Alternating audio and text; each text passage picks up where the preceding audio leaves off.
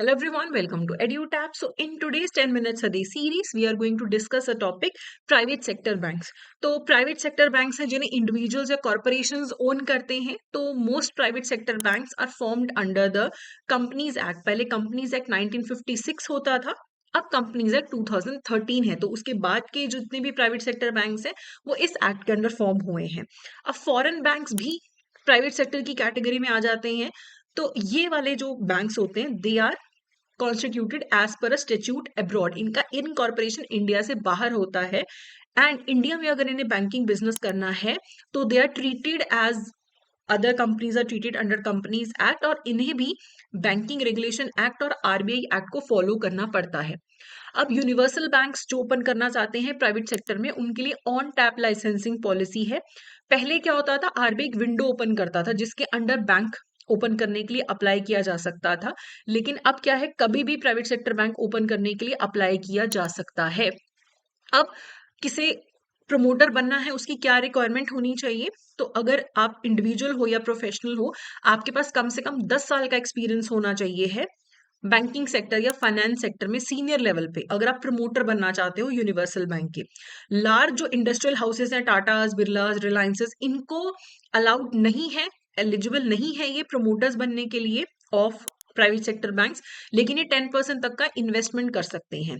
और जो non operative holding companies हैं इन पे रेगुलेटरी बर्डन थोड़ा सा रिड्यूस किया गया है. इनके प्रमोटर्स को फुल ओनरशिप लेने की जरूरत नहीं है. 51% भी अगर प्रमोटर्स के पास बैंक का इक्विटी है तो भी दे कैन अप्लाई.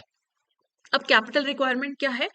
मिनिमम जो पेड अप कैपिटल होगा शुरू में 5 बिलियन रुपीज होना चाहिए अप्लाई करते टाइम, और बाद में भी आपको नेट वर्थ 5 बिलियन रुपीज का हमेशा मेंटेन करके रखना है. जो प्रमोटर ग्रुप है उसको पहले 5 साल तक कम से कम 40% paid up voting equity capital hold करके रखना है. तो कैपिटल का 40% उन्हें होल्ड करके रखना है, और बाद में धीरे धीरे उसे डाइल्यूट कर सकते हैं कि अगले 15 साल में धीरे धीरे 15% तक ओनरशिप को रिड्यूस कर सकते हैं. फॉरेन शेयर होल्डिंग अलाउड है अकॉर्डिंग टू एफडीआई पॉलिसी. अब यहाँ पे 74% तक का investment, foreign investment private sector banks में अलाउड है. अब सारे बैंक्स को, प्राइवेट सेक्टर बैंक्स को बैंकिंग रेगुलेशन एक्ट फॉलो करना पड़ेगा, और रिलेटेड पार्टी ट्रांजैक्शंस पे रिस्ट्रिक्शन है. मान लो कि कंपनी ए बी बैंक भी चलाती है और सी एंटिटी भी चलाती है, तो इनके बीच में जो ट्रांजैक्शंस है वो रिलेटेड पार्टी ट्रांजैक्शंस है. तो bank can not have exposure to promoters, major share holders, relatives of promoters, या जहां पे एंटिटीज में प्रमोटर्स का सिग्निफिकेंट कंट्रोल है तो वहां पे क्रेडिट प्रोवाइड करना, उनका एक्सपोजर अलाउड नहीं है. बैंक्स के पास एक रिलायबल वाइबल फाइनेंशियल इंक्लूजन का प्लान होना चाहिए. एक बार बिजनेस स्टार्ट हो जाए तो 6 साल के अंदर अंदर खुद को स्टॉक एक्सचेंज पे भी लिस्ट करना है.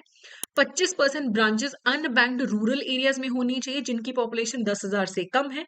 प्रायोरिटी सेक्टर लेंडिंग जो है उसके टारगेट भी पूरे करने हैं, और बोर्ड ऑफ डायरेक्टर्स में मेजॉरिटी जो है वो इंडिपेंडेंट डायरेक्टर्स होने चाहिए.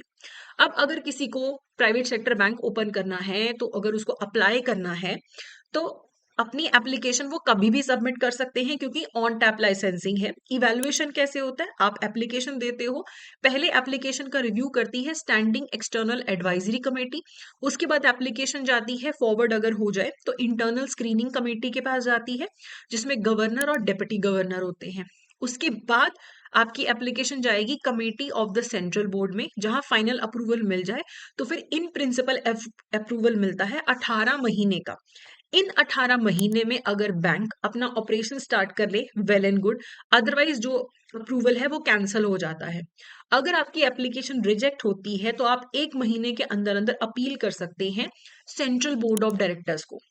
अब जब भी कोई एप्लीकेंट अप्लाई करता है आरबीआई के पास तो उनके नाम आरबीआई पीरियोडिकली पब्लिश करता है. जिनको इन प्रिंसिपल अप्रूवल मिले उनका नाम भी पब्लिश किया जाता है. ओके. अब क्वेश्चंस की तरफ बढ़ने से पहले मैं आपको अपने सीएआईबी के कोर्सेज के बारे में बता दूं.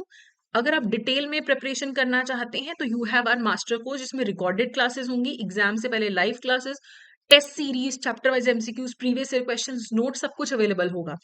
अगर आप लिमिटेड टाइम में मेन सिलेबस अच्छे से कवर करना चाहते हैं तो आप हमारे क्रैश कोर्स में भी एनरोल कर सकते हैं जिसमें आपको लाइव क्लासेस मिलेंगी, नोट्स और टेस्ट सीरीज भी मिलेंगे आपको. तो आप अपनी रिक्वायरमेंट के हिसाब से एनरोल कर सकते हैं.